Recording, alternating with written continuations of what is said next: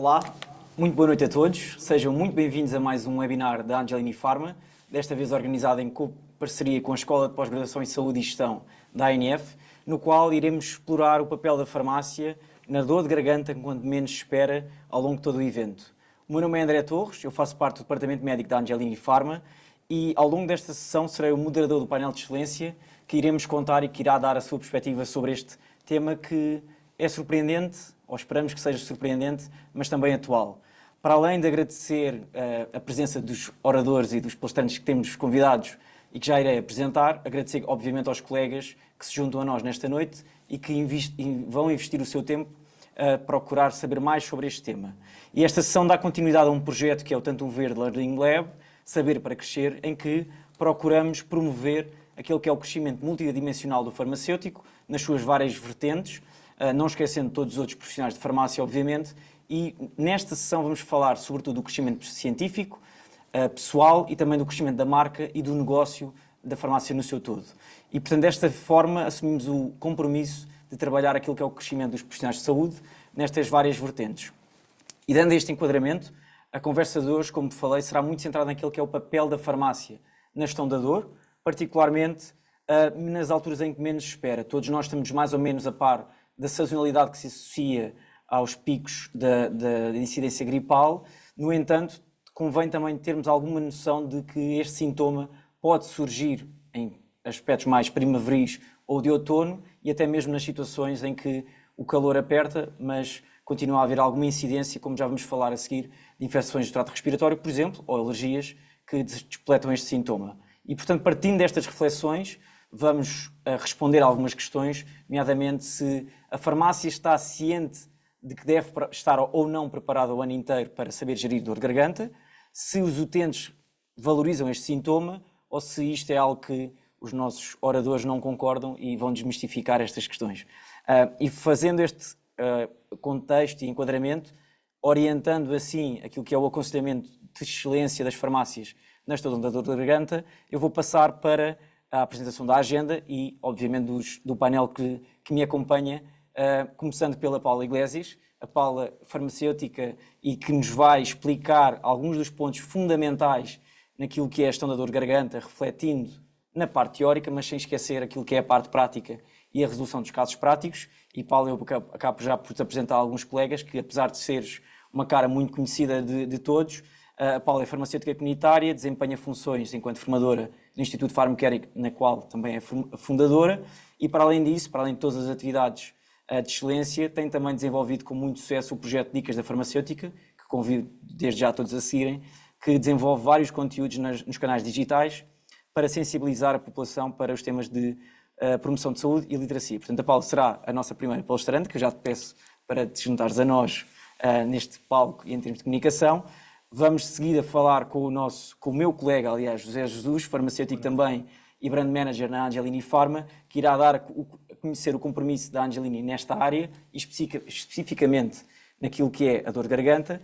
E depois, para além de reconhecermos aquilo que é as competências e o papel distintivo da farmácia na vertente mais científica da gestão de garganta e de afecções ligeiras, vamos também decidir ir por outros caminhos, menos clínicos, mas não menos importantes. E, portanto, convidámos o Nuno Moreira, que nos vai ajudar a refletir sobre algumas das oportunidades que se apresentam à farmácia e de que forma podemos construir uma relação mais empática com os nossos utentes, de forma a conseguirmos também fidelizá-los, assentes sempre umas boas ferramentas de comunicação. O Nuno é licenciado em gestão, tem ligação em inúmeros projetos de marketing ao longo da sua brilhante carreira profissional e, mais recentemente, numas iniciativas mais disruptivas, como é o caso da Morte do Corvo, não é bem uma peça, um evento imersivo que está em cena em Lisboa e que também acabo por vos convidar a conhecer.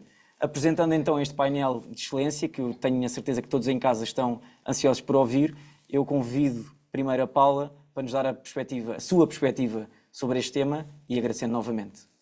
Obrigada, eu é que agradeço e agradeço em primeiro lugar à Angelini Pharma, ao André Torres e ao José Jesus o amável convite para estar aqui, é uma honra muito grande. Cumprimento todos os meus colegas de painel, em concreto o Nuno Moreira, é um gosto estar aqui consigo, partilharmos este serão. E todos que estão a assistir, um cumprimento especial por terem escolhido passar este serão connosco. Espero que seja agradável, útil e que amanhã se sintam todos mais motivados e energizados para intervir na dor de garganta dos nossos doentes, que porventura, nesta altura do ano, não é tão menos frequente ou tão pouco frequente como seria expectável. E já vamos perceber porquê. Porque é que esta questão da sazonalidade se tem vindo a alterar nos últimos anos. E começamos com o caso prático, um caso clínico da Maria. E a Maria vai nos acompanhar ao longo desta minha intervenção. A Maria é uma jovem de 20 anos e ontem foi a um festival com as amigas. Dançou, cantou, gritou, cantou as músicas quase todas e bebeu diversas bebidas frias. Hoje vem à farmácia, vem ter connosco e queixa-se que lhe dói a garganta e que lhe custa a engolir. Não tem febre, nem rouquidão, nem tosse. Adiantou-nos logo, sem nós lhe quase fazermos pergunta nenhuma. Não fuma, toma a pílula, não tem alergias. Então, o que é que nós, na farmácia, podemos, enquanto solução e proposta, e que ferramentas temos para um caso como este? Uma dor de garganta que aparentemente é de origem não infecciosa, que temos aqui uma causa muito clara, esteve no festival, cantou, gritou e hoje está com estes sintomas, como descreveu, em que lhe dói a garganta e custa a engolir do esforço a que se foi sujeita por própria vontade, obviamente, na véspera. Nós temos os protocolos de indicação farmacêutica e temos já mais de 100 protocolos que foram feitos, o Instituto Pharmacare, em parceria com a revista Farmácia Distribuição, e este protocolo, no fundo, é uma linha condutora, uma linha de raciocínio que nos ajuda a perceber se podemos intervir nesta situação ou se temos que encaminhar a Maria para o médico. Mas já percebemos que este primeiro caso é muito simples e que está perfeitamente ao nosso alcance. A primeira questão é quem é a nossa doente, a nossa utente, ou se quiserem, a nossa cliente. E isto é fundamental.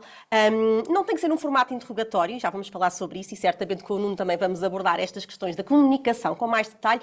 Eu agora vou centrar-me nas questões técnicas e no tipo de informação que nós temos de saber sobre da Maria, relativamente à Maria e àquilo que ela se queixa, para podermos intervir de um modo ético e profissional e de acordo com a evidência científica para o tratamento da dor de garganta. E a primeira questão é quem é a Maria?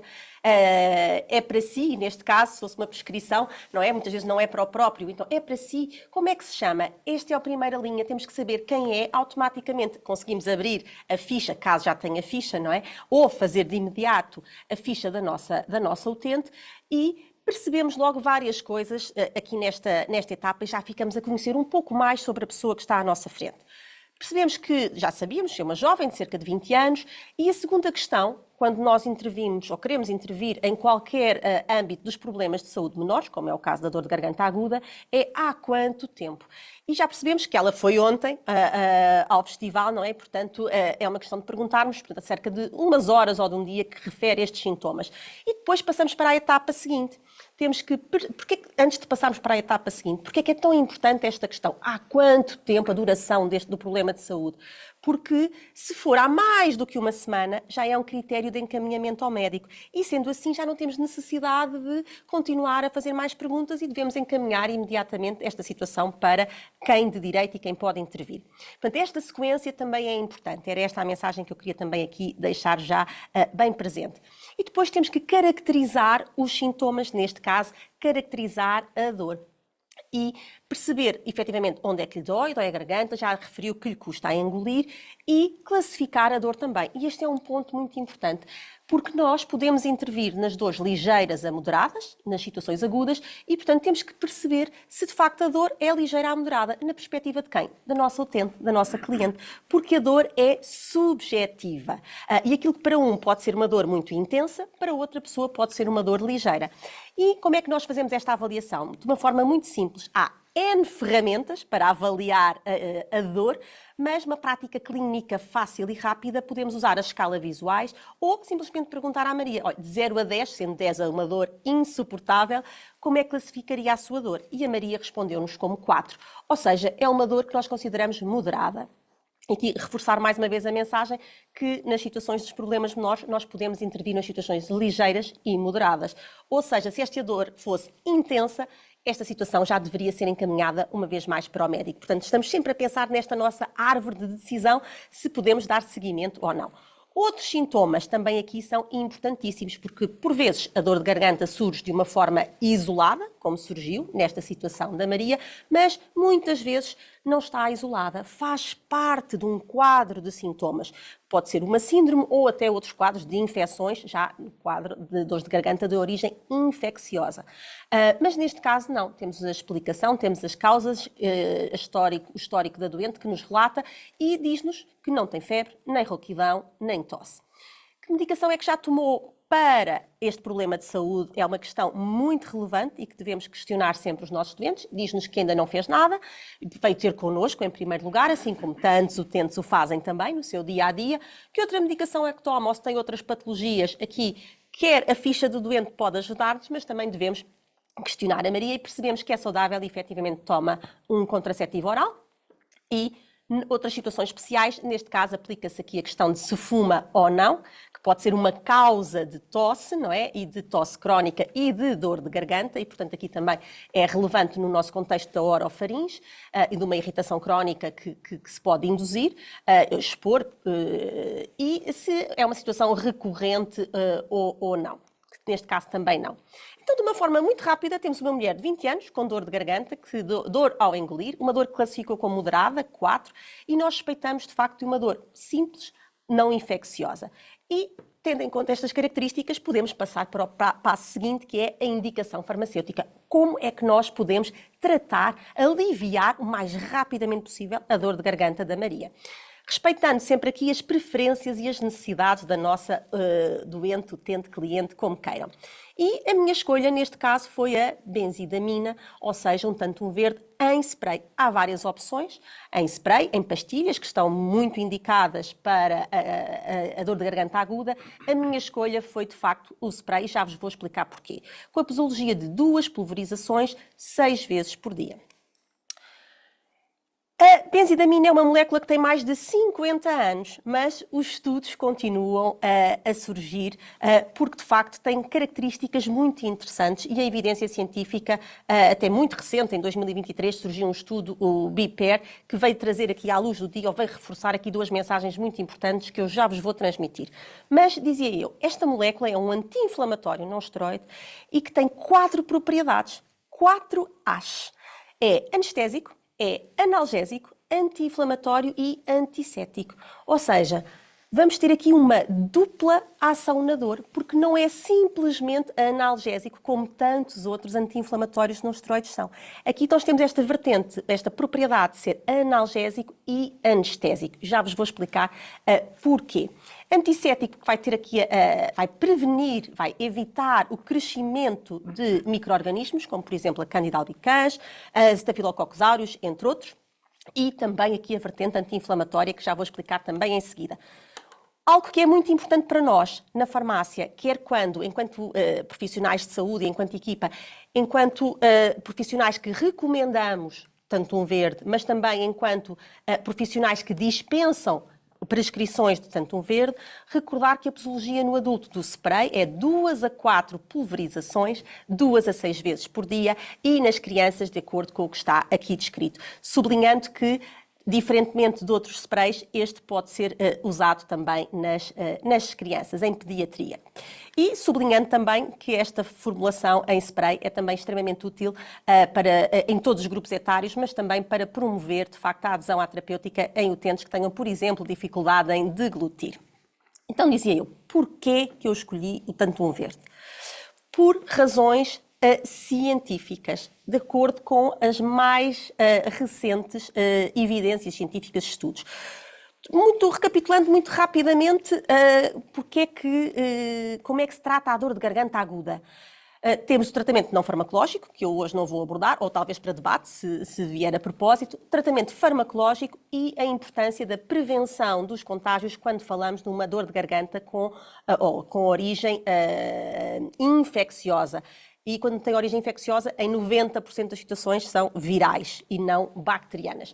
Podemos tratar com antissépticos locais, com anestésicos locais, com anti-inflamatórios e com antibacterianos, quando assim se justifica. Já percebemos que apenas em 10% dos casos das infecciosas a origem é bacteriana. Podemos fazer este tratamento pode ser local, podemos optar por um tratamento local, situações ligeiras e moderadas, ou sistémico, nas situações moderadas e quando já há sintomas associados, que é um quadro típico das infecções respiratórias, do trato superior. E temos várias formas farmacêuticas disponíveis, pastilhas, repousados, sprays, colutórios e várias substâncias ativas também disponíveis. Nem todas na versão tópica, mas a benzidamina na versão tópica, por exemplo, e aqui outros anti-inflamatórios não esteroides e também o paracetamol, que é de facto um analgésico também interessante. Mas voltamos à questão. Porquê a benzidamina para esta dor de garganta não infecciosa? Porque, de acordo com o estudo que foi publicado em 2023, BE-PAIR, um estudo realizado em 363 utentes, há aqui duas conclusões que são essenciais e que eu vos convido a reter, porque de facto são muito úteis, esta evidência científica tão recente, para a nossa intervenção no dia-a-dia nos nossos doentes, para o alívio rápido e eficaz da dor. E então este estudo demonstrou que, ao fim de 2 minutos após a aplicação do Tantum Verde em spray, 91% dos utentes com dor aguda referiram um alívio da dor. Portanto, é de facto extremamente rápido. E quando um doente se queixa de dor, aquilo que ele mais quer é de facto o alívio da dor, que a dor desapareça o mais depressa possível. E aqui conseguimos este efeito ao fim de 2 minutos, este efeito máximo. E, por outro lado, esse efeito pode durar até 4 horas. Portanto, temos este alívio prolongado da dor, outro objetivo do doente que tem este incómodo e que tem impactos, obviamente, na sua qualidade de vida e na sua atividade diária. Este estudo conseguiu demonstrar também que Tantum Verde em spray, a benzidamina em spray, apresentou uma melhoria clara na dificuldade de deglutição e na sensação de inchaço. Outras duas queixas extremamente frequentes que os nossos doentes costumam relatar. E demonstrou também um perfil de segurança e de aceitabilidade perfeitamente adequado deste medicamento. Então, ou desta molécula. O que é que eu vos disse há pouco? Esta molécula única e tão especial, este AINE, a benzidamina, eu falei-vos nos 4 As. E eu disse que era analgésico, antisséptico e que tinha uma dupla ação na dor, que era, por um lado, anestésico, mas, por outro lado, analgésico. E então a benzidamina é analgésica porque ela vai conseguir inibir a cascata inflamatória, ou seja, ela vai inibir a síntese de citocinas. E com isso vamos ter logo aqui um efeito na analgesia, vamos logo controlar na sua gênese, ou seja, na transdução do sinal, se nós pensarmos no processo da dor e os seus 5 passos. Mas, para além deste efeito analgésico, tem um efeito adicional que é muito, muito interessante. Ela vai conseguir reduzir a transmissão do sinal da dor. Porquê? Porque ela vai atuar já no sinal da transmissão, ou seja, neste ponto, aqui ao nível do processo da dor. Porquê? Porque ela vai conseguir, e vemos aqui já o neurónio a verde, aqui na imagem 2 deste slide, vai conseguir reduzir aqui a sensação, a percepção da dor por parte dos nociceptores, ou seja, destes neurónios sensitivos que são os que vão percepcionar, em primeiro lugar, esta dor. E por isso temos esta dupla ação contra a dor. É analgésico e anestésico. Para além disso, temos a ação anti-inflamatória, que já falei há pouco, e antisséptica, que também descrevi há pouco. O que pode ser também, por estas razões, extremamente útil no caso da nossa jovem Maria. Porque se queixou de dor, vamos ter esta dupla ação, este efeito rápido, ao fim de 2 minutos e que dura até 4 horas, por causa da ação analgésica anestésica. Por outro lado, anti-inflamatória, também aqui na gênese da dor, nas causas da dor, vai atuar aqui também ao nível da cascata inflamatória, reduzindo a inflamação e todos os seus sinais inerentes, como o inchaço, por exemplo, e tem esta ação antisséptica, vai prevenir, evitar o crescimento de micro-organismos. E passamos rapidamente para o nosso segundo caso prático, já um pouco mais complexo. E que, porventura, podíamos pensar que era muito frequente, e é na altura do outono e inverno, mas que por diversas razões percebemos que esta sazonalidade, este pico tem vindo a ser mitigado e que ainda agora, recentemente, no mês de abril e maio, tivemos muitas situações como esta que eu vou descrever agora. Então a Ana tem 30 anos, pede algo para a dor de garganta, diz que lhe dói a garganta quando engole, sente a garganta arranhada e irritada. Está assim desde ontem. Ana sente-se febril e com dor de cabeça. Não fuma, toma a pílula e um suplemento multivitamínico. Toma um café por dia e raramente bebe álcool. Então, mais uma vez, temos a nossa ferramenta de apoio à decisão e podemos simplesmente fazer uma pergunta aberta ou várias questões para que isto não se transforme numa espécie de interrogatório, mas de facto temos que obter algumas informações que são extremamente relevantes para decidirmos se podemos intervir ou se temos que encaminhar aquele doente ao médico. Então, neste caso, temos uma jovem de 30 anos, com estes sintomas há um dia, mas já percebemos que não é uma situação isolada. Ela tem mais sintomas para além daquela classificação da dor, que classificou como 5, portanto uma dor moderada também, usámos a escala na mesma, ou perguntámos-lhe de 0 a 10 como é que classifica a sua dor, e a Ana respondeu 5, portanto é uma dor intermédia, moderada, ainda ao nosso alcance para tratarmos. E diz-nos também que está febril, com dor de cabeça, mas não tem tosse. Já tomou ibuprofeno, portanto, já aqui um wine sistémico, um comprimido de 400 mg para estes sintomas que relata, e toma a pílula, um multivitamínico, não tem nenhuma patologia concomitante e não fuma. Então, mais uma vez, o que é que nós temos aqui? Resumidamente, temos um quadro de uma dor de garganta integrada neste contexto, o que nos faz suspeitar daquela situação que é a mais comum no contexto da farmácia comunitária, que é uma infecção do trato respiratório superior de origem viral.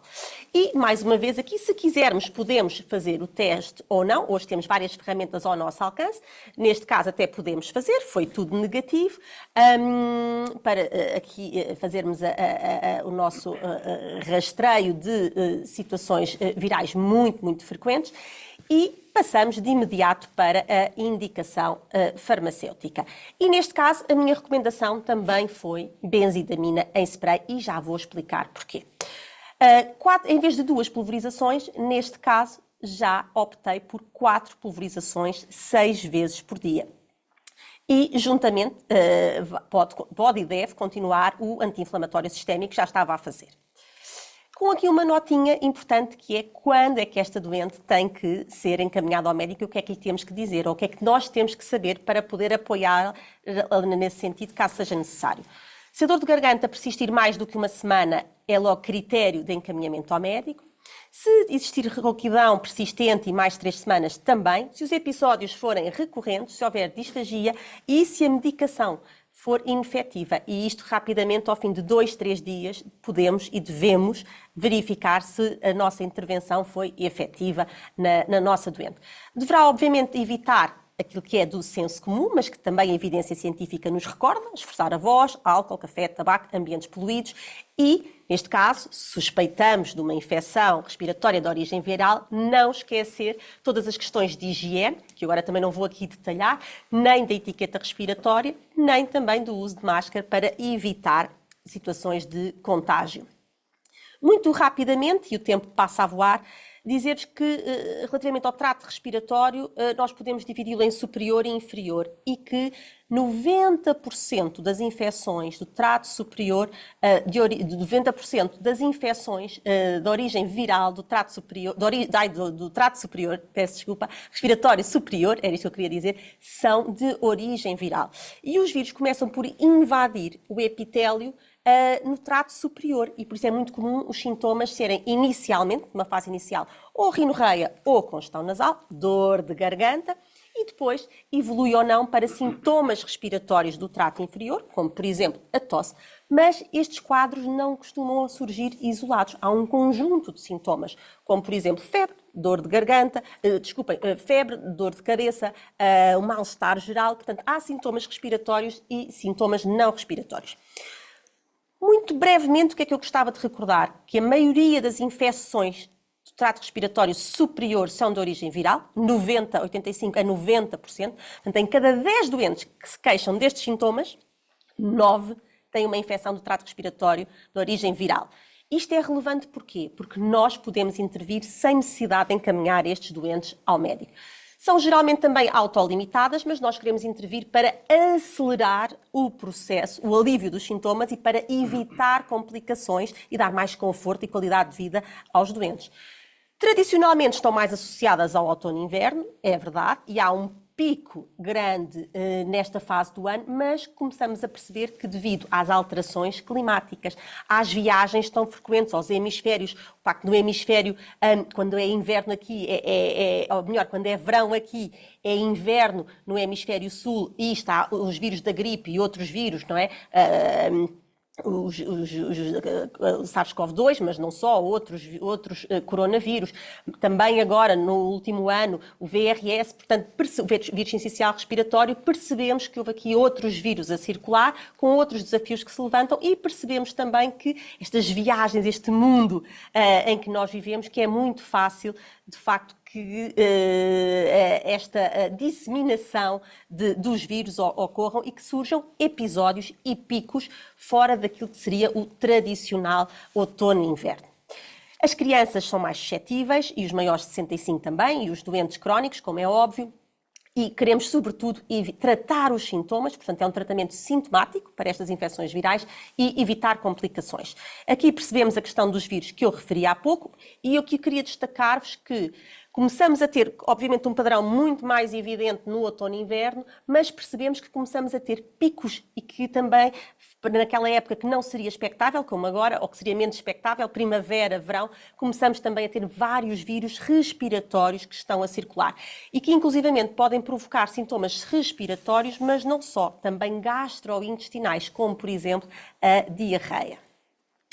Então, reforçar esta ideia, falamos de um quadro geral, temos sintomas respiratórios, mas sintomas gerais também, como já referi, e a dor de garganta está muito presente, é muito prevalente em todas estas patologias, em todas estas infecções do trato respiratório superior de origem viral. E geralmente as pessoas queixam-se de dor ao engolir, garganta seca e irritada, comichão na garganta, desconforto, garganta inflamada e garganta inchada.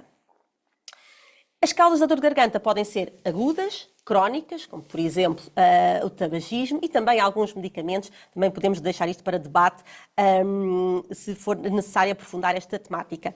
Relativamente à evidência científica, percebemos que relativamente à Covid-19, à gripe e às alergias, por vezes surge dor de garganta, mas nos casos de constipação, que é sinónimo de dizer resfriado comum e que é sinónimo de dizer síndrome gripal, a dor de garganta é muito comum e está presente em cerca de 75% das vezes. Portanto, é um sintoma muito prevalente nestes quadros em que os rinovírus, os coronavírus, não SARS-CoV-2, adenovírus, são aqui de facto causadores de muitos resfriados comuns e fazem parte, entre outros sintomas, de um dos mais frequentes. Então, esta doente, a Ana, espero que ainda não se tenham esquecido da nossa Ana, o que é que nós podemos e devemos fazer à Ana? Já percebemos que a minha escolha foi benzidamina, de acordo com a evidência científica, pelos seus 4 As: analgésico, anestésico, antisséptico e anti-inflamatório. Mas se nós não pensarmos apenas na Ana, mas em todos os doentes com dor de garganta, o que é que devemos fazer? Encaminhar imediatamente para a urgência, para um hospital, para um centro de saúde, ou nós, no contexto da farmácia, conseguimos intervir e em que situações, de um modo muito sistemático, é que conseguimos intervir. Então, para concluir, vou agora transmitir-vos algumas mensagens-chave nesta perspectiva do sistema de saúde e nós, farmácias, integradas na rede dos cuidados primários, que são esses cuidados que nós prestamos, são os primeiros cuidados que prestamos aos nossos doentes. Então, notem, nós temos 243 hospitais no país, privados e públicos, 400 centros de saúde, mais o USFs, o LIS, e cerca de 3.000 farmácias no país, com uma média de 3 farmacêuticos por farmácia. Cerca de 70% dos farmacêuticos trabalham na farmácia comunitária. E atendemos por dia, em média, as farmácias, estes são dados antes da Covid, 500.000 de pessoas que entram na farmácia todos os dias. E sabemos também, estavam todos atentos, que nós temos dores de garganta não infecciosas, como o caso da Maria, que foi ao festival e que se esforçou, mas temos dores de garganta de origem infecciosa, que estão num contexto das infecções do trato respiratório superior. E nestes casos, 90% são de origem viral. Qual é a boa notícia? É que nós podemos intervir e não necessitamos, nestes casos, na maioria das vezes, salvo algumas exceções, os critérios de encaminhamento ao médico, mas em 90% destas situações nós podemos intervir diretamente e solucionar. E aqui é fundamental sabermos, de acordo com a evidência científica, qual é o portfólio de medicamentos que nós temos ao nosso dispor com evidência científica, porque a nossa escolha, a nossa recomendação deve sempre basear-se na evidência científica. Perdão. E também aqui, só para recordar, que é fundamental também promovermos a literacia em saúde e a automedicação num contexto de autocuidado, ou seja, de empowerment, e que o doente também saiba reconhecer a sua dor de garganta enquanto sintoma isolado, mas enquanto sintoma que faz parte de uma infecção respiratória do trato superior e que saiba autocuidar e com que ferramentas, portanto, com que medicamentos disponíveis. No nosso caso, indicação farmacêutica com base em protocolos, portanto, para que possamos ter uma intervenção sistematizada, sistemática, com base na evidência científica também. E quando vem uma prescrição médica, que saibamos também dispensar e explicar ao doente como usar. Os protocolos são determinantes na nossa intervenção clínica, porque nos permitem estar atualizados. E, para concluir, e antes de passar a palavra ao José Jesus, dizer-vos que a dor de garganta pode ter origem infecciosa e não infecciosa. No caso das infecciosas, 90% das infecções de trato respiratório superior são de origem viral e, portanto, estão ao nosso alcance intervir. Na maioria dessas infecções de origem viral apresentam dor de garganta e que a intervenção farmacêutica de qualidade, baseada na evidência científica e em protocolos, permite-nos recorrer e usar os tratamentos efetivos e seguros que estão disponíveis, como, por exemplo, a benzidamina, que é uma molécula de primeira escolha para tratar a dor de garganta aguda enquanto sintoma isolado ou integrado numa infecção do trato respiratório superior. Para terminar, dizer-vos que a intervenção farmacêutica evita idas desnecessárias às urgências e, com isso, poupa recursos desnecessários. Obrigada e passo a palavra ao meu colega José. Obrigado, Paula. Antes de passarmos ao Zé, queria só resumir aqui algumas das tuas mensagens e destacar um ponto, que é o facto de nós estarmos aqui em sala, os quatro, vai-nos permitir também gerar algum debate com a audiência. Portanto, vocês têm a capacidade de colocarem questões que eu, através deste iPad, vou conseguir gerir. Já estamos a receber algumas questões, portanto, mostra que a tua palestra foi muito incisiva e mostra a importância também de estarmos mais atualizados num tema que não é novo. A dor de garganta é algo que muitos já estamos perfeitamente confortáveis, mas há sempre inovações e temas diferentes, como tu tão bem explicaste. Já temos aqui algumas notas, eu vou se calhar deixar mais para o debate e antes de voltarmos a conversar, agora sim passo a palavra aqui ao meu colega José para falar um pouco do nosso compromisso enquanto Angelini nesta área. Muito obrigado, André. Antes de mais, desejar só uma boa noite a todos os nossos participantes. Espero que estejam a gostar desta sessão e desde já também agradecer à doutora Paula por esta sessão. Desde já também boa noite ao Nuno. E eu quero pegar aqui num ponto que a doutora Paula falou, que é a questão de sazonalidade, que é uma questão que acredito que a muitos de vós seja curioso porque é que a 6 de junho estamos a organizar uma sessão para falar de dor de garganta, mas a verdade é que a sazonalidade cada vez está mais reduzida, como a doutora Paula falou, e deixo também em curiosidade que o mercado de dor de garganta em maio, porque os dados saíram hoje, o mercado de dor de garganta em maio valeu mais do que em fevereiro. Portanto, aqui se nota também que há uma mudança de sazonalidade e não é só apenas o inverno que traz este tipo de problemas aos utentes. Falando aqui de Tantum Verde e do seu impacto na saúde oral dos portugueses, eu queria destacar a Angelini, não na saúde oral, mas também em outras situações. Na saúde mental, mas na saúde também do próprio consumidor, em que está incluída aqui a saúde oral. Como a doutora Paula falou, a benzidamina é uma molécula, nós podemos dizer, antiga. É uma molécula que já existe há mais de 50 anos. Para terem como curiosidade, Tantum Verde foi aprovado em 1969, portanto já lá vai longos anos de aprovação. E esta molécula benzidamina, como a doutora Paula referiu, teve nos últimos anos muitas utilizações e muitos estudos. E a verdade é que esta molécula tem 4 ações. Estas 4 ações, a ação analgésica e a ação anestésica, que tem esta dupla ação contra a dor, e a ação anti-inflamatória e a ação antisséptica, que tem esta dupla ação contra as causas da dor, ou seja, atua contra a dor, mas também contra as suas causas.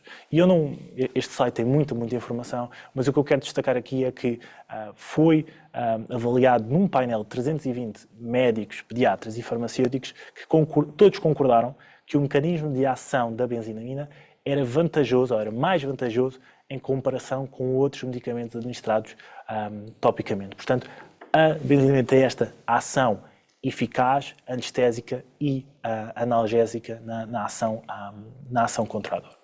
Se nós formos comparar a molécula benzinamina com outras moléculas existentes, nós vemos que a benzinamina tem esta ação anti-inflamatória, analgésica, anestésica e antisséptica, ou seja, e tem esta ação local, quando outras moléculas existentes no mercado não têm estas ações. Por exemplo, o florbiprofeno apenas tem uma ação anti-inflamatória e analgésica, quando, por exemplo, o amilometaxazol e o álcool diclorobenzílico têm apenas uma ação antisséptica, não tendo a ação anti-inflamatória e analgésica, portanto não vai atuar contra a dor.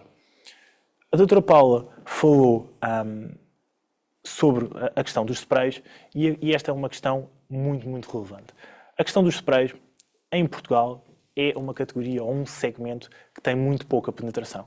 Por exemplo, versus outros países na Europa, e destaco aqui, por exemplo, Itália ou mesmo outros países, em que o segmento de sprays é um segmento muito mais valioso. E não sei se também os nossos participantes têm esta noção que dentro do mercado de dor de garganta há segmentos que estão a cair, nomeadamente as pastilhas, e há segmentos que estão a crescer, nomeadamente a questão dos sprays. E em Portugal, apesar das suas vantagens, como a doutora Paula referiu e eu vou referir também, o segmento de sprays está muito pouco penetrado e apenas vale 14% do mercado total de dor de garganta. Mas as vantagens do spray são bastante válidas. A formulação em spray permite a aplicação da dose certa no sítio certo, de uma forma rápida e eficaz, diretamente no local que necessita. Cria uma camada protetora eficaz na zona posterior da faringe, a pulverização permite criar ou atingir facilmente o local da inflamação e a fácil administração. Ou seja, imaginemos que um pai tem um filho, seja de 4 anos ou de 8 ou 12, sente-se mais confortável em dar uma pastilha à criança ou em fazer ele ou ela a própria aplicação ao seu filho. Diria que por uma questão de adesão e por uma questão de segurança fará mais sentido fazer a própria aplicação. Por outro lado, pessoas com dificuldade de deglutição ou em chupar pastilhas, o spray é também uma maneira fácil de aderir à terapêutica. Os sprays tanto verde, lá está, atuam localmente na área inflamada da garganta, proporcionando então este alívio rápido e eficaz da dor e da inflamação. Existem 2 produtos, o formato 30 ml para toda a família, incluindo adultos, mas também crianças abaixo dos 6 aos 12, e o formato de 15 ml, ou seja, o formato mais pequeno, mas mais concentrado, para adultos e adolescentes com mais de 18 anos. E eu faço a pergunta lá para casa, que é: que produtos existem atualmente na farmácia, que sejam tópicos, que produtos existem atualmente na farmácia para tratar a dor de garganta em crianças? Claro que há opções para crianças, para crianças a partir dos 6 até aos 12 anos, dos 12 ou mais anos, mas não existem muitas opções que sejam para crianças com menos de 6 anos. Aqui, tanto um verde é uma solução. Claro que a confirmação médica é recomendada se estivermos a falar de crianças muito jovens, mas ainda assim é uma mais-valia de tanto um verde 30 ml, ou seja, o formato maior, versus outros produtos do mercado que apenas podem ser utilizados para adultos e crianças com mais de 12 anos ou mesmo para mais de 18 anos. No caso, tanto um verde spray pediátrico, que tem esta dupla ação na dor, que é anti-inflamatório, que tem esta ação rápida e prolongada, existem várias posologias. Então existe para menos de 6 anos, em que aqui é uma confirmação médica é recomendada, de 6 a 12 anos com 4 pulverizações 2 a 6 vezes ao dia, e depois para mais de 12 anos e adultos com 4 a 8 pulverizações 2 a 6 vezes ao dia. Por último, e mesmo para resumir, apesar de estarmos aqui a falar de dor de garganta e tanto um verde ter várias opções, ou seja, aqui através da benzidamina, termos várias opções, seja em spray, seja em pastilhas, seja num formato mais natural, que não tem aqui a inclusão da benzidamina, temos também, não esquecer, o já tão conhecido tanto um verde e elixir, que também tem esta ação analgésica e anestésica, e esta ação 4 em 1 com os 4 acho que já são tão conhecidos para tanto um verde. E do meu lado é tudo. Muito obrigado. Obrigado, José. Obrigado por também este entendimento daquilo que é o compromisso da Angelini. Antes de passarmos também ao Nuno e encerrarmos desta forma mais científica e também de abordagem do mercado, só dar aqui a nota de que, particularmente na criança, por exemplo, falámos dos tratamentos tópicos, sendo que não estão aqui explanados os tratamentos sistémicos, que isso já entra noutra divisão, portanto só este sublinhado, mas demonstrar também que efetivamente temos uma diversidade de portfólio que pode dar resposta às necessidades dos nossos utentes. E, portanto, encerrando este capítulo mais técnico-científico, mas também de contador de histórias, eu vou convidar agora o Nuno a exibir-se em termos daquilo que é a sua criatividade e puxar por nós também, por todos os nossos convidados em assistência, de que forma é que conseguimos criar relações mais empáticas, aliás, sermos mais empáticos para criar melhores relações com os nossos utentes e comunicar de forma mais eficaz. Portanto, Nuno, muito obrigado mais uma vez. Obrigado eu e obrigado à Angelini pelo convite e muitos parabéns aqui aos meus caros palestrantes, colegas, pela explicação tão clara. Eu que sou um leigo do ponto de vista técnico fiquei muito esclarecido e se eu soubesse do que sei hoje, se calhar tinha prevenido muito mais coisas que me aconteceram a nível de dor de garganta, por isso muito obrigado também por isso. Muito obrigado também a todos que estão aí a combater o sono. Eu sei que é difícil, depois de um dia duro, estarem atentos. A atenção é claramente uma das coisas mais escassas nos dias que correm. Por isso, eu estou aqui para tentar ajudar-vos a comunicar ainda melhor, não do ponto de vista técnico, porque aí já há protocolos e já há muito argumentário, mas acima de tudo a nível comportamental. E vou tentar partilhar convosco o que eu próprio aprendi ao longo da minha carreira do ponto de vista de comunicação e, acima de tudo, storytelling. Storytelling, para mim, é uma das skills mais úteis e transversais e é isso que vai ser, no fundo, a incidência da minha apresentação. Espero conseguir transformar-vos e que vocês consigam já amanhã aplicar alguns destes conceitos. Storytelling, de facto, está na raiz de uma comunicação eficaz, mas eu vou dar-vos primeiro três argumentos para justificar estarem acordados ou não estarem a ver o Netflix neste preciso momento. Portanto, porquê storytelling? 3 argumentos também acaba por ser já uma regra interessante em comunicação, porque muitas vezes nós estamos tão apaixonados por um tema e tentamos despejar 20 bullets e quais são as 30 razões para alguma coisa acontecer, e o cérebro não está muito preparado para tanta informação. Por isso, 3 ideias importantes valem muito mais, talvez, do que 20 diluídas. Mas, acima de tudo, a primeira que eu queria partilhar convosco tem a ver com o facto, e eu acho que todos nós, infelizmente, sentimos isto, da nossa atenção estar claramente fragmentada. Pelo menos a minha está, eu nem consigo sequer fixar um PIN de multibanco.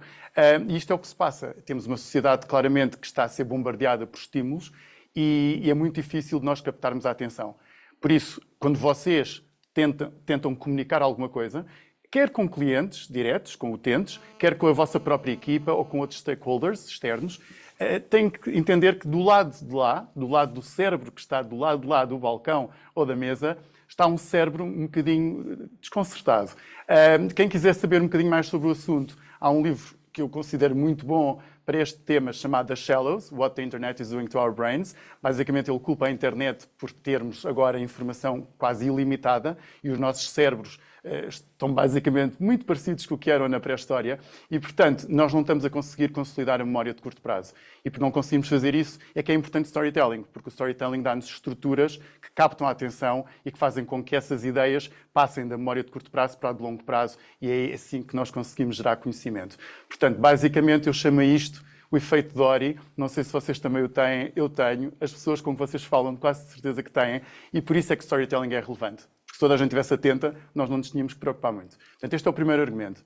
O segundo tem a ver com o facto de que o cérebro de facto gosta. Isto não é nenhuma frase feita, apesar de parecer.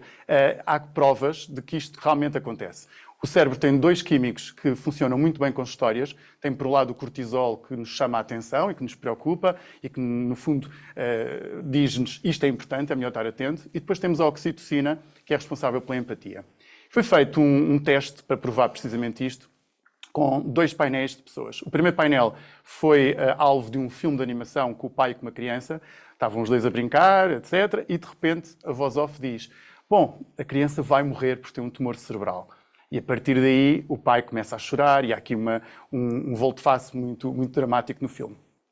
Esse grupo de pessoas que foi exposto a esse filme, primeiro tiraram-lhes o sangue antes do filme, depois do filme foram feitas ressonâncias magnéticas, uma série de testes biométricos, e chegou-se à conclusão de que os 2 químicos, a oxitocina e o cortisol, quando alcançámos estes picos de drama, dispararam.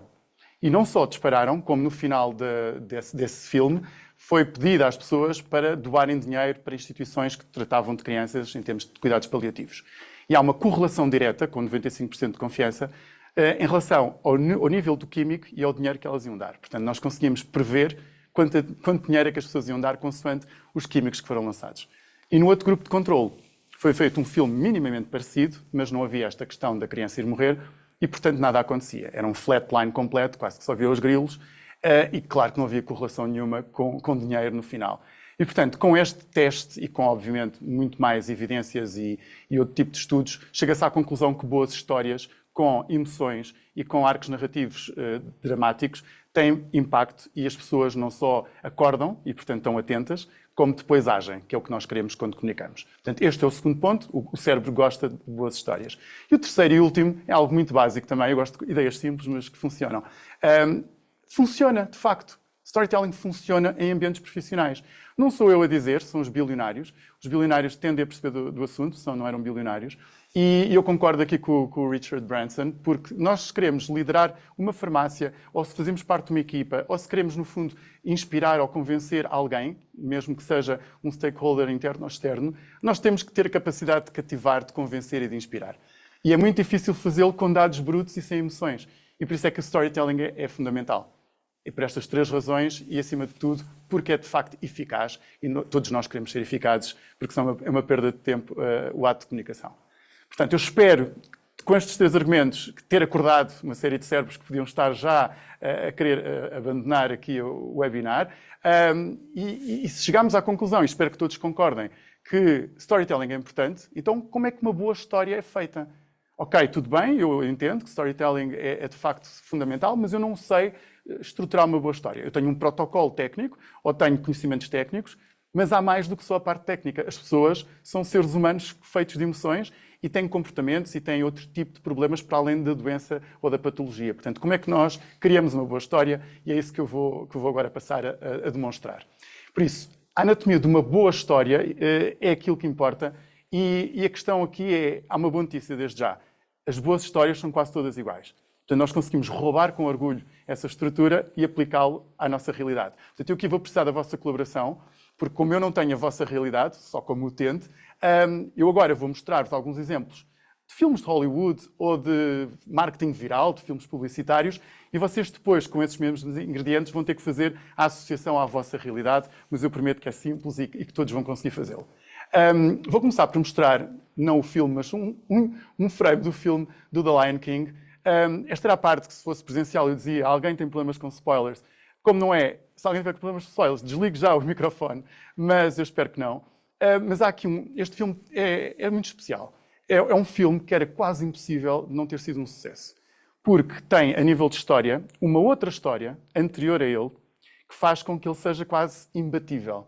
Eu agora vou dar 3 segundos para ver se alguém quer adivinhar, tipo Palmeirim. Tic, tic, tic, tic, tic. Bom, a história que está por trás do Lion King é o Hamlet do Shakespeare.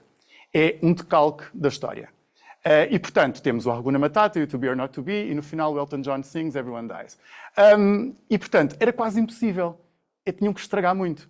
E, de facto, isto é que é a magia destas estruturas narrativas. Elas funcionam e conseguem ser, no fundo, reinventadas ou reutilizadas em quase todos os filmes que são de estrutura clássica, não estou a falar daquelas coisas meio estranhas, filmes independentes ou europeus, Lars von Trier e afim, mas quase todos os blockbusters de Hollywood clássicos têm a mesma estrutura, os contos infantis, romances clássicos, tudo tem a mesma estrutura. E isto se chama a teoria do monomito, que foi, no fundo, estudada e equacionada pelo Joseph Campbell, que é um mitólogo americano. E essa teoria do monomito é a tal boa notícia. Portanto, se todas têm a mesma estrutura, então vamos lá aprender com ela. E é isto, para além de se chamar a teoria do monomito, também tem outro nome que eu até gosto mais, que é a jornada do herói, ou The Hero's Journey. Portanto, é em cima desta jornada do herói que nós podemos fazer depois o paralelismo também para a vossa realidade farmacêutica. Mas antes de chegarmos lá, vamos primeiro passar pela publicidade. E eu vou, então, sintetizar essa Hero's Journey. Se vocês fossem agora pesquisar online ou comprar o livro The Hero with a Thousand Faces, era bastante complexo, tem muitos passos, mas eu vou simplificar isto para 5 ingredientes. Não são 5 ingredientes mágicos, eu não vou prometer que se utilizarem têm sempre resultado, mas as coisas tendem a funcionar bem.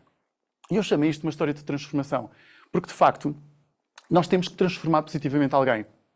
Vocês, quando comunicam eficazmente, ou quando querem ser eficazes, têm que transformar alguém. Alguém tem que sair melhor do que chegou, e não quer dizer do ponto de vista só clínico. Quer dizer mais contente, com mais segurança, com mais autoestima, o que quer que seja que essa pessoa esteja a precisar no momento.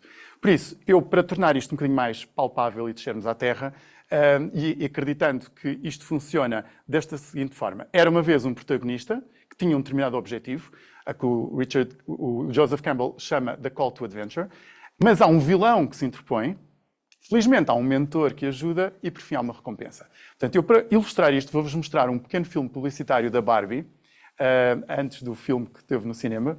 A Barbie, há uns anos, estava com problemas de vendas e as mães millennials andavam a bloquear a Barbie, porque achavam que Barbie é igual a Corpo Perfeito, estavam ainda traumatizadas, se calhar, com a Barbie Malibu, e, portanto, a Barbie precisava de mudar percepções. Então, usando esta estrutura, ela fez o seguinte filme, e depois vamos ver os ingredientes a seguir ao filme.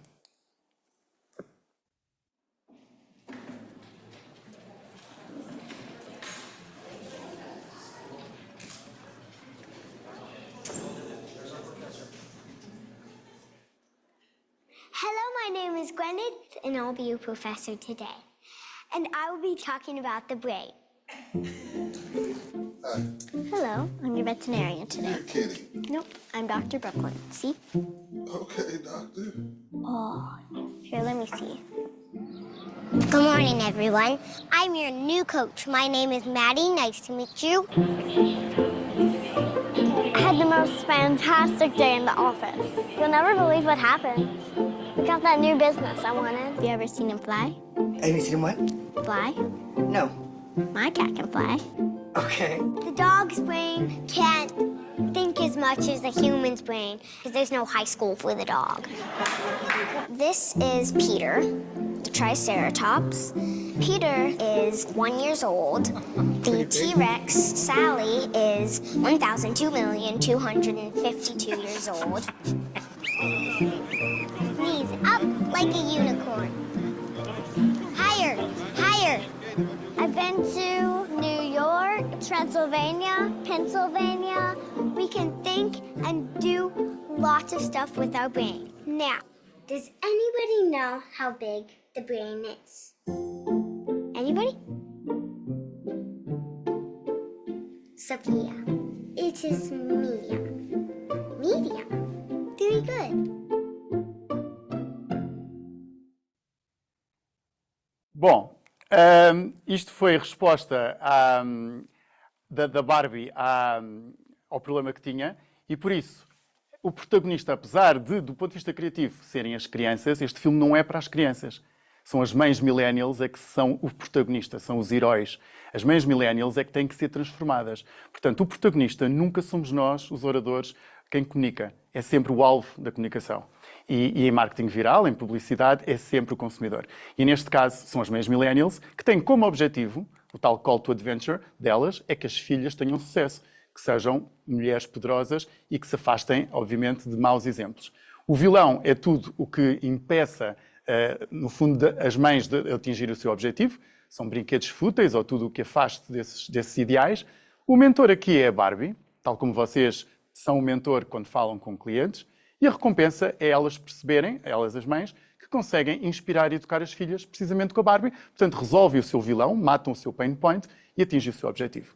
E é assim que funcionamos em marketing e publicidade, é assim que os grandes filmes também funcionam, e é assim que eu aconselho todos a utilizarem algo semelhante. Não temos que ir à letra e seguir todos os passos, mas estes princípios são importantes porque funcionam, porque os cérebros são todos iguais e reagem precisamente a este tipo de estrutura. A questão aqui é, será que funcionam particularmente bem em vídeos character-driven ou podemos amplificar um bocadinho isso? E vocês, inclusive, se tiverem presença no LinkedIn ou se fizerem publicidade em redes sociais à vossa farmácia ou tiverem que preparar qualquer tipo de apresentação ou um guião para falarem com clientes, será que podem usar? É claro que eu já revelei que sim, mas vou só mostrar um exemplo concreto de um consultor de recrutamento chamado Adam Karpiak, que no LinkedIn tem, por baixo do seu nome, em vez de ter só o título, e eu quase consigo apostar, não sei quem é que está do lado de lá da câmara, mas a maior parte das pessoas que estejam no LinkedIn, quase certeza que só tem o seu job title,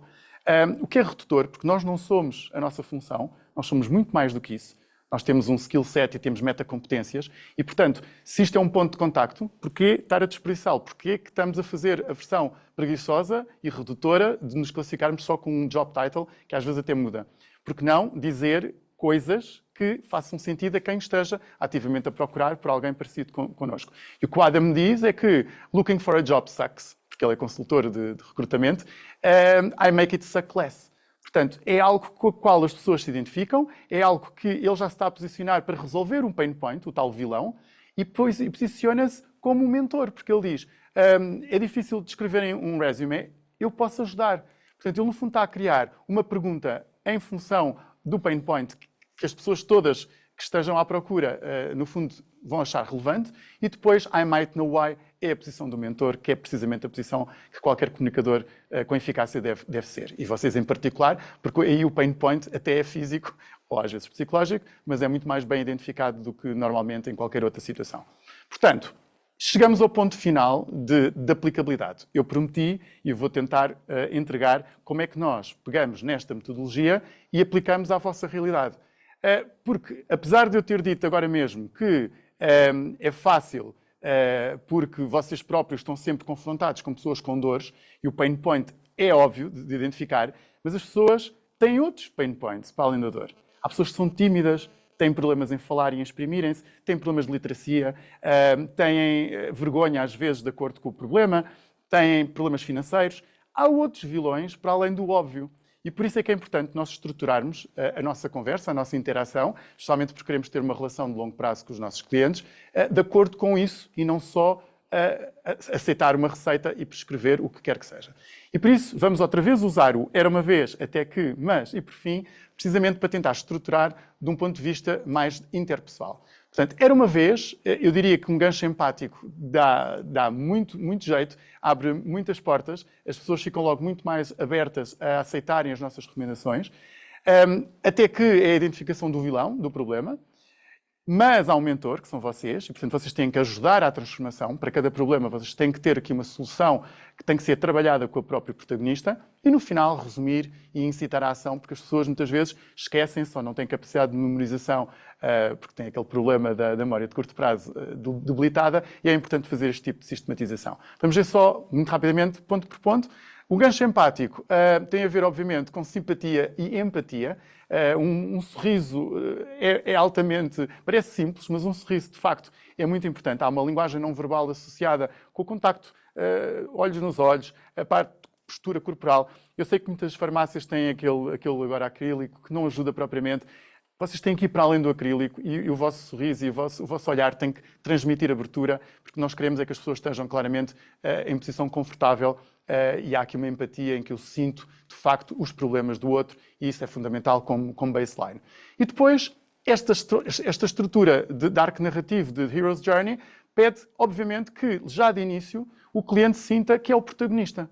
O protagonista não é nem o médico, nem o farmacêutico. A pessoa é que é o protagonista. A pessoa que tem que estar motivada a aceitar as recomendações do mentor para ela resolver os seus problemas, os seus vilões. E, portanto, esta posição de protagonista e de promessa de recompensa, logo no início, eu acho que faz todo o sentido e pode fazer, de facto, a diferença em termos de abordagem. Depois disto estar estabelecido, então vamos pegar nos vilões e vamos mostrar qual é a solução. Os vilões, claramente que têm a ver com os sintomas diretos, que no vosso caso é obviamente a primeira parte, mas depois quais são as outras barreiras? O que é que as pessoas sentem a nível psicológico, financeiro? E nós só conseguimos fazer isso se conhecermos as pessoas, se tivermos uma ficha, como a Paula já disse, ou se percebermos que a pessoa primeiro não vai logo ao assunto, temos que primeiro contornar e sermos nós a puxar pela pessoa, e vamos compreendendo e fazendo um desenho dessa tal personagem tipo, para depois conseguirmos ser muito mais eficazes. Portanto, isto é importante. Depois de nós termos os vilões identificados, todos eles, não é só o caso e a patologia que leva a pessoa à farmácia, então soluções. Primeiro temos que logo relacionar o vilão com a solução, depois factos que expliquem, que suportem a ideia, obviamente científicos, mas em linguagem acessível. Muitas vezes temos que trocar expressões que para vocês, não para mim de todo, mas para vocês possam ser altamente fáceis de entender, tem que se trocar por miúdos e, portanto, tem que haver aqui um esquema, uma metáfora, algo que ajude as pessoas a compreender. Nós, ou vocês, é que têm que se aproximar, e a adaptabilidade da linguagem tem que partir do vosso lado, como é óbvio, e depois tem que ficar claríssimo o que é que o protagonista tem que fazer e o que é que irá ganhar se o fizer. Isto é fundamental. E lá está, no final temos um resumo e temos que incitar a ação, porque tem que ficar claríssimo. As pessoas, muitas vezes eu próprio, quando vou à farmácia, já nem me lembro o que é que tenho que fazer. E agora imaginem pessoas com mais idade ou pessoas mais distraídas. Distraídas é um eufemismo, claramente. E, portanto, isso tem que ser, obviamente, do lado do farmacêutico. Bom, se isto, de facto, é o que funciona em filmes de Hollywood, em filmes virais publicitários e em apresentações, em TED Talks, em seminários, em PowerPoints, o que quer que seja, vamos agora tentar e rapidamente resumir aqui como é que nós conseguimos aplicar isto na prática. Eu não vou ter um caso tão bem construído como o da Paula, porque não era o objetivo.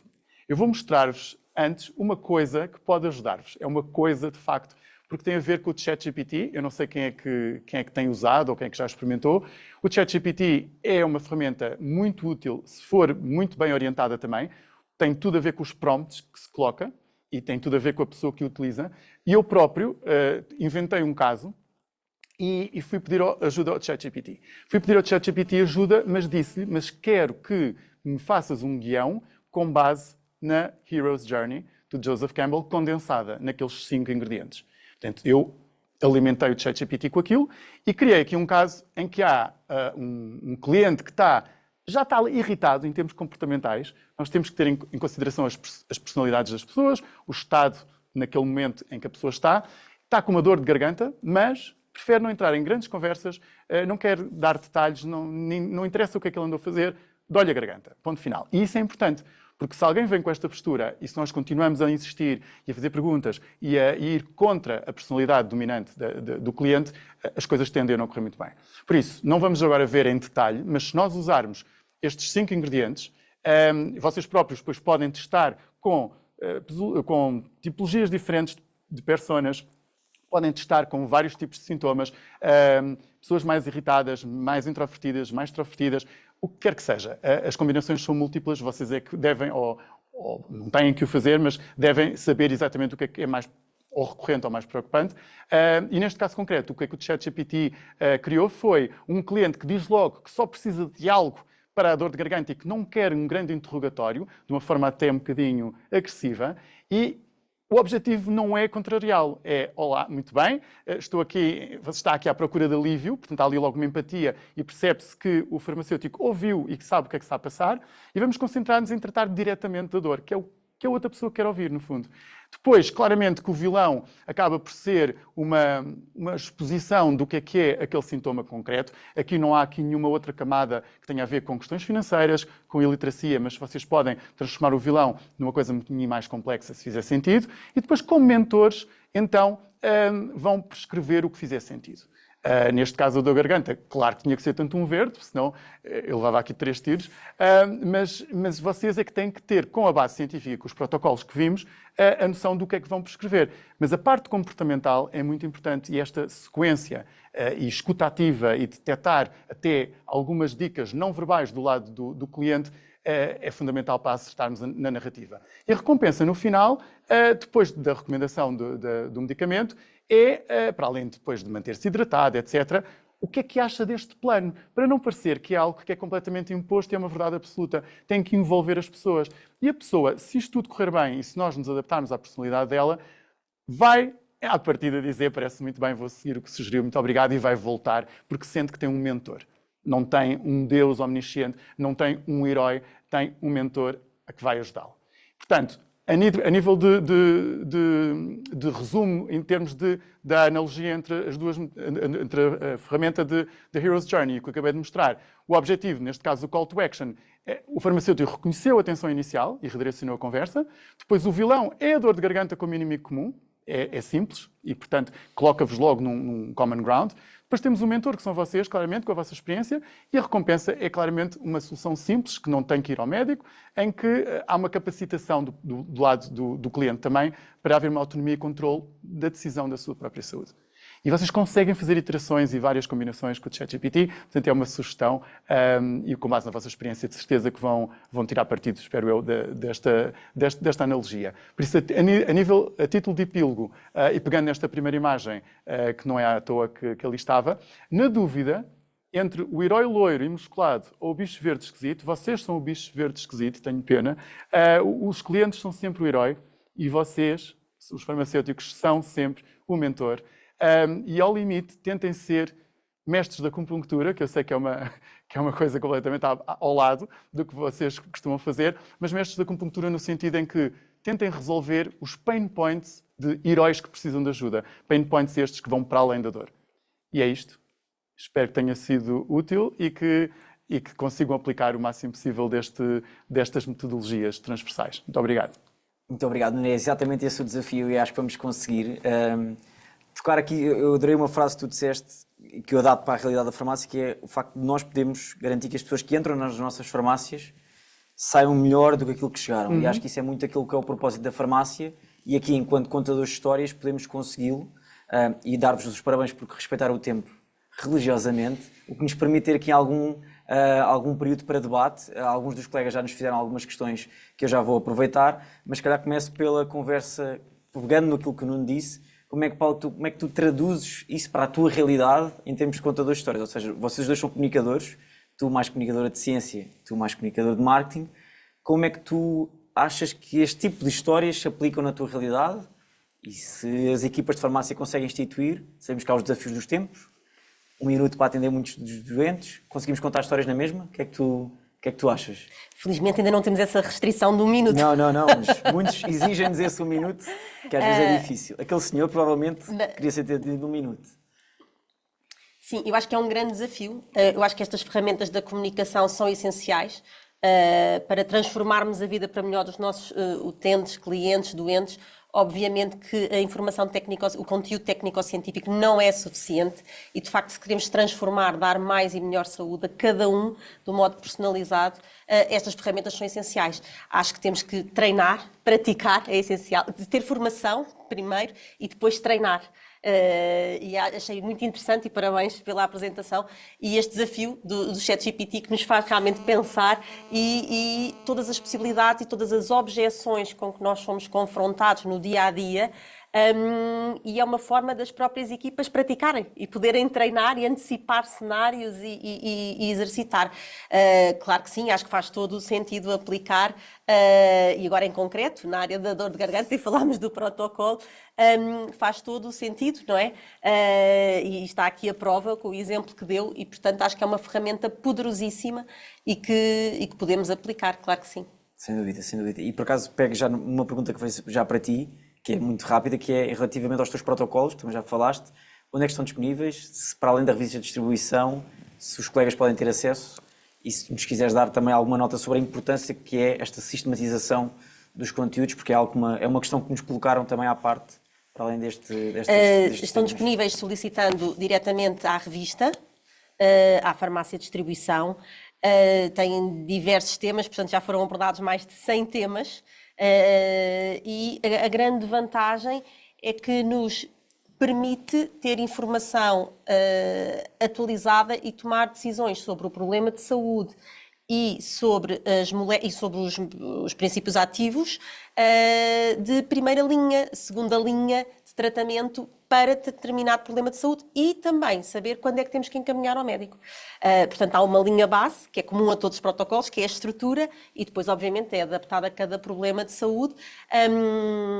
Não é para ser interpretado como um interrogatório, um questionário, é uma base, é um ponto de partida técnico-científico para nos ajudar a recolher informação para podermos tomar a decisão de acordo com a evidência científica, não é? Que disponível até ao momento, claro. Sim, acho que eu agora pensando no exercício que poderia ser, fundir esses protocolos quase com os arcos narrativos que o Nuno sem faria, dúvida. pode ser um bom exercício. E Nuno, tu és um especialista em comunicação. Criando várias personas, não é? Exatamente. E Porque não? Claramente. E portanto é um desafio também para os colegas em casa que se calhar amanhã vão descansar um pouco, maturar as ideias, mas pode ser um tema que acho que podem explorar e se calhar focando também naquilo que é a tua área de experiência em termos de comunicação. Sei que não és da área da farmácia, mas também recorrendo naquilo que são as tuas expertise, como é que tu vês a comunicação da farmácia ou a comunicação dos profissionais de farmácia, como é que podemos inovar, por exemplo, nas soluções digitais? Que espaço é que tu vês na inovação nesta área, particularmente dos cuidados de saúde, mas focado na farmácia? Eu, acima de tudo, via esta questão que falámos agora mesmo, que é compreender as pessoas. Nós temos que ter, mais do que só a parte científica, temos que ter a parte comportamental e, portanto, cruzar personalidades e outras necessidades que vão para além da resolução daquela patologia é fundamental, porque é isso que as pessoas querem. O tal processo transformador, a pessoa sai da farmácia, não é porque já tem um saquinho cheio de medicamentos. Sai da farmácia porque encontrou ali um aliado. E o aliado tem que estar a construir essa relação. Porque normalmente há uma reincidência e estamos a falar sempre de uma questão de proximidade. E, portanto, tratar as pessoas, como seres humanos que têm outra realidade, para além daquele problema agudo, é fundamental. Eu sei que há questões de rentabilidade e não podemos estar meia hora a falar porque isso entope claramente o serviço, mas tem que haver aqui um equilíbrio e, acima de tudo, e aconteceu muito, muito recentemente, ir a uma farmácia e só no final é que me pedem o número de contribuinte e não sabem quem eu sou e não sabem, apesar de eu ir à farmácia, eu não vou regularmente, mas já tinha ido umas 4 ou 5 vezes ao longo dos últimos 5 anos, não tenho qualquer informação no início e, portanto, é impossível direcionarem para além daquilo que eu fui lá pedir. E isso é muito curto, até para fazer cross-sell com outros produtos. E eu senti claramente que fui lá, havia uma receita. E isso não pode ser, acho eu. Exatamente, porque o nosso papel, e agora falando enquanto farmacêutico, mas com alguns aqui os 3 dos 4 somos farmacêuticos, acho que é apelar também a esse papel e agradecer o vosso contributo. Se tiverem algum comentário ainda que queiram acrescentar, é muito bem-vindo. Estamos a chegar à hora que nos comprometemos com os nossos participantes, portanto, se não tiverem assim mais nenhum comentário premente, eu dirijo-me agora às pessoas que estão connosco em casa. Algumas das questões que nos colocaram nós não vamos conseguir responder porque são algumas bastante complexas, nós vamos ter o cuidado de responder offline, portanto, após o evento iremos entrar em contacto generalizado com os participantes. Da minha parte, enquanto moderador, agradecer-vos a vocês que estão aí desse lado, terem investido o vosso tempo após um dia de trabalho, aprender mais sobre ciência, sobre o mercado da dor de garganta, sobre a comunicação e a empatia com o utente. É para nós uma grande honra contar com o vosso contributo. Espero que tenham gostado e deem-nos também o vosso feedback, porque só assim conseguiremos melhorar as nossas formações. Para mim foi um enorme gosto contar pela minha primeira vez fisicamente aqui nesta mesa muito interessante, agradecer à escola pelo apoio logístico, mas particularmente ao Nuno, ao José e à Paula, as brilhantes exposições e espero que tenham gostado e da minha parte, em nome da Angelini, desejo-vos uma excelente noite e um bom descanso e boas consultas amanhã. Obrigado.